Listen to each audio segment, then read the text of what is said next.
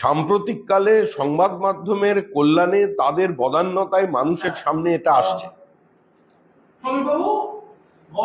2021 সালের 2রা মের পর 27 দিনে আমাদের যে 56 জন মারা গিয়েছিল তার মধ্যে কতজন গণপিটুনিতে মারা গিয়েছিল সংবাদ মাধ্যমে আসেনি।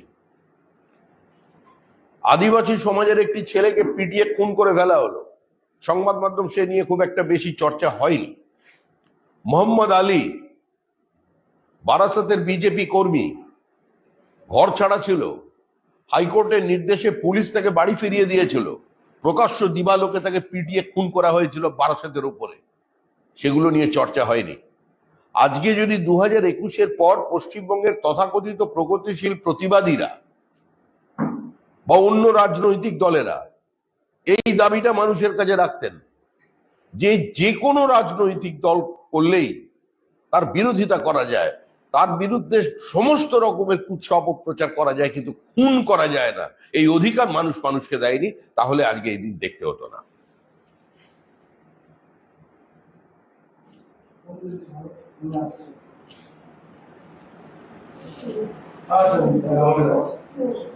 মুখ্যমন্ত্রী দীঘাতেও পুরীর অনুকরণে বদলি করতে চলেছেন। মুখ্যমন্ত্রী জানিয়েছেন যে আরো বড় আকারে হবে, তাই তিনি এবছর করতে পারলেন না, কিন্তু খুব দ্রুত কাজ শেষ হবে তো প্রচুর মানুষ, দিন থেকেও বেশি মানুষ ওখানে আসবে। দেখুন, মানুষ কোথায় যাবে সে তো মানুষের বিষয়, কিন্তু জগন্নাথ দেব মুখ্যমন্ত্রীকে আশীর্বাদ করবেন কিনা সেটাই তখন সবচেয়ে বড় বিষয়।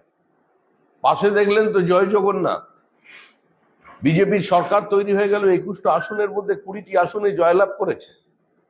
আর যে পূর্ব মেদিনীপুরকে টার্গেট করে দীঘার পাড়ে আবার জগন্নাথ দেবকে টেনে নিয়ে আসা হচ্ছিল, সেও তো তৃণমূল কংগ্রেসের ফাইল নিতে অস্বীকার করেছেন, কারণ পূর্ব মেদিনীপুরের 2টো আসনই তৃণমূলের পরাজয় ঘটেছে। তৃণমূল কংগ্রেস এখন মা কালী ছেড়ে জগন্নাথ দেবের উপরে ভরসা করেছে, কিন্তু তৃণমূল কংগ্রেসের ফাইল, তৃণমূল কংগ্রেসের জন্য অ্যাডভোকেটিং কেউ করতে পারবেন না। ওদিকে কালীঘাটের কালীও হাত তুলে নিয়েছেন, আর জগন্নাথ দেব তো বলেই দিয়েছেন যে সম্ভব নয়। যে পশ্চিমবঙ্গের ইসলামিক ঐক্য নিয়ে যে মন্তব্য করেছেন, কি বলবেন? সুমোটো তার বিরুদ্ধে মামলা করা উচিত। তিনি ভারতীয় সংবিধানের মূল ভিত্তিকে নড়িয়ে দিয়েছেন, তিনি বিভাজন তৈরি করতে চাইছেন সরাসরি, তিনি ধর্মান্তকরণের কথা বলেছেন, অতীতে তিনি মিনি পাকিস্তানের কথা বলেছেন। তার এ ধরনের বক্তব্য পশ্চিমবঙ্গের মধ্যে যারা বিচ্ছিন্নতাবাদী শক্তি আছে, যে মডিউলগুলো আছে, যারা ভারত বিরোধী কার্যকলাপে সক্রিয় থাকে, যে ধর্মীয় ধর্মান্ধ মৌলবাদীরা আছে, তাদের উৎসাহ যোগাবে। পৃথিবীর অন্য কোনো জায়গা হলে, অন্য কোনো রাজ্য হলে ওটাকে গ্রেপ্তার করে নেওয়া হতো। ভূপতিনগর বিস্ফোরণ কাণ্ডে এনআইএ চার্জশিটে গোয়েন্দাদের দাবি ওই এলাকার জুড়ে অভিযুক্ত ধর্ম নেতারা অনেকদিন ধরে ট্রান্সফার রাজত্ব কায়েম করেছিলেন। বোমা ফাটিয়ে টেস্ট করা হতো পুকুর পাড়ে দাঁড়িয়ে। টাওয়ার ডাম্পিং টেকনোলজি দিয়ে এনআইএ বিস্ফোরণে জড়িত ধর্ম নেতাদের প্রমাণ পাওয়া গিয়েছে। মানব পড়ুয়া, নবপান্ডা এরা কনস্পিরেসিতে যুক্ত ছিল এমন জানা যাচ্ছে। দেখুন, আপনি বাড়ি তৈরি করতে গেলে যদি সামান্য দুটো ইট আপনার বাড়ির সামনে রাখেন, কাউন্সিলরের লোকেরা পৌঁছে যায়। এক বস্তা বালি ফেললে আপনাকে কৈফিয়ত দিতে হয় কার থেকে কিনেছেন, কাউন্সিলের পারমিশন ছাড়া। তো পঞ্চায়েত, মিউনিসিপ্যালিটি তো এভাবেই চলে।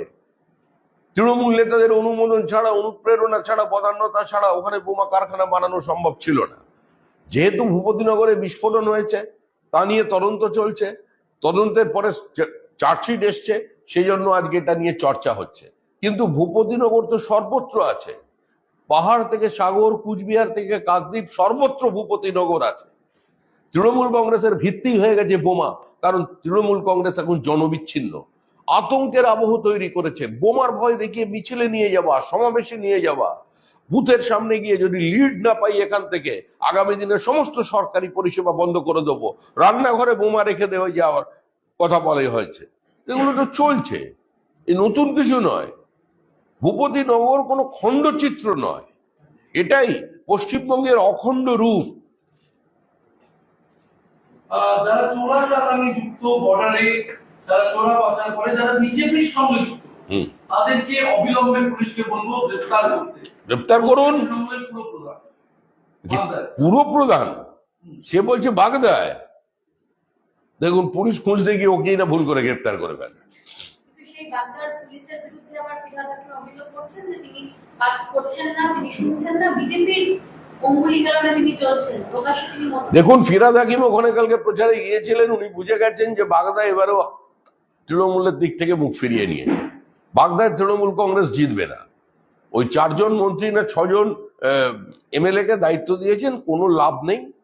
বাগদায় বিজেপি ছিল, বাগদায় বিজেপি আছে, এবং বাগদায় বড় মার্জিনেই আমাদের মনোজ বিশ্বাস দীর্ঘদিনের পার্টি কর্মী, সে জিতবে। আর কথা বলবো আমাকে দিকে দিকে পুলিশের দাদাগিরি, রায়গঞ্জে সোনার দোকানে সকালে চর পুলিশ কর্মী, দুর্গাপুরে সিভিকের মারে হাসপাতালে ভর্তি ছোঁয়া, রক্ষকের রোষ আর কতদিন চলবে? দিকে দিকে পুলিশের দাদাগিরি, রায়গঞ্জে সোনার দোকানে সকালে চর পুলিশ কর্মী, দুর্গাপুরে সিভিকের মারে হাসপাতালে ভর্তি ছোঁয়া, রক্ষকের রোষ আর কতদিন চলবে? যতদিন তৃণমূল কংগ্রেস থাকবে। তৃতীয়বারের জন্য ক্ষমতায় এসেছে তৃণমূল কংগ্রেস, এগিয়ে বাংলা। এখানে রক্ষক ভক্ষক সমস্ত মিলেমিশে একাকার হয়ে গেছে। এখানে পুলিশ, সিভিক ভলেন্টিয়ার, দুষ্কৃতী, সমাজ বিরোধী নেতা নেত্রী মন্ত্রী সবই একই প্ল্যাটফর্মে, সবাই তৃণমূল। শুনবাবু, ভোটের সময় দেখা গেল যে যে সংস্থাগুলি নিয়ে মুখ্যমন্ত্রী প্রশ্ন তুলেছিলেন তাদের অরাজনৈতিক ভাবমূর্তি, সেই ধর্মীয় সংগঠনগুলি আজকে অনেকই তারা রক্ত বের করছেন। তৃণমূলের অনেক নেতা নেত্রী, মুখ্যমন্ত্রী সহ, তারা রাস্তায় রথ টানছেন। এই ভোটের পর, ভোটের আগের আচরণ, ভোটের পরের আচরণ, এটা কিভাবে দেখছেন রাজনীতির দৃষ্টি? তৃণমূলের ধর্মনিরপেক্ষতা তো সেটাই। সকালে জয়মা কালী, দুপুরবেলা বজরং বলি, আর রাত্রিবেলা মুসলিম মহল্লায় মাথার উপরে হাত তুলে আলী রে আলী, আল্লাহ ভোট দে, আল্লাহ ভোট দে। তো ওটার রথেও আছে, আবার ওরা মিলাপেও আছে, ওরা ধর্মেও আছে, ওরা জিরাপেও আছে। এটাই তৃণমূল। বর্তমান জেলা আদালত চত্বরে ফিল্মি কায়দায় অস্ত্র নিয়ে দাবাদাবি করা হয়। একটা ফুটেজ এসে সেখানে বর্ধমান জেলা আদালত চত্বরে ফিল্মি কায়দায় অস্ত্র নিয়ে দাবাদাবি করা হয়। আপনার এই প্রশ্নের সঙ্গে আমি একদমই একমত নই। এখানে কোনো ফিল্মি কায়দায় নয়, ফিল্ম এখন হচ্ছে তৃণমূলী কায়দায়। সুতরাং তৃণমূলের মতো করেই তাদের নিজস্ব ঘরানা, নিজস্ব ছন্দ, নিজস্ব শব্দবন্ধ নিয়ে তারা বিভিন্ন জায়গায় দাপিয়ে বেড়াচ্ছে। সম্প্রতি সুমিত্রা একজন বাংলার তথাকথিত সেলিব্রিটি, তাকে দেখা গিয়েছিল বাংলাদেশে, তিনি রান্নার অনুষ্ঠানে যাচ্ছেন, সেখানে গরুর মাংস তিনি রান্না করেন, তিনি বেশ কিছু মন্তব্য করেন কলকাতা এবং ওয়েস্ট বেঙ্গলের মানুষের ব্যবহার নিয়ে, যে ফ্রিজ পরিষ্কার করার জন্য খাবার খাবার, এবং কাশ্মীরের ও বাংলাদেশের মানুষের আতিথ্যতা ভালো, কিন্তু কলকাতার লোকজন আতিথ্যতা বোঝে না। এই একটা বিতর্ক তৈরি হয়েছিল এবং তিনি বলেছিলেন তারপরে ফেসবুক লাইভ করে যে তথাকথিত হিন্দুরা, আপনারা হিন্দু, আমার ছেলেটাকে পর্যন্ত ছাড়ছেন না, তার বাড়িতে দুর্গাপুজো হয়। এই যে গোটা ঘটনা, এই ঘটনা পরম্পরা নিয়ে কি বলবেন, আপনাদের বক্তব্য? না, আমরা এইসব ব্যাপার নিয়ে খুব একটা উৎসাহ নই, আর এই নিয়ে আমরা বিতর্কে থাকতেও চাই না। পরবর্তীকালে যদি কোনো অন্য সম্প্রদায়ের যখন কোনো অনুষ্ঠান থাকবে, ওই ধরনের ধর্মীয় অনুষ্ঠান যেখানে বিরিয়ানি খাওয়ানো হয়, তারা খাওয়ান, সেখানে উনি ভালো করে শুয়োরের মাংস রান্না করে দিয়ে চিলি পর্ক যদি বানাতে পারেন, দিয়ে একবার পৌঁছে দিয়ে আসবেন। ভোটের আগে প্রচুর নেতা নেত্রীদের দেখা গেছে বাজার করতে, সবজির বাজার করতে। ভোট শেষে আপনাদের দেখা নেই, এদিকে সবজির দাম আকাশ ছোঁয়া, সবজির দাম এদিকে আকাশ ছোঁয়া।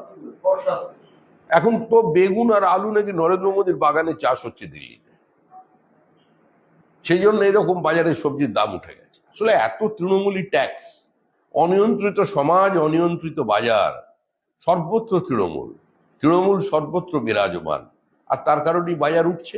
এগিয়ে বাংলা, এগিয়ে সবজির দাম।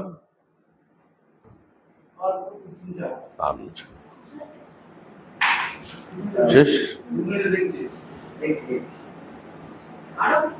আর নেই, ভাই ছেড়ে দাম। আমি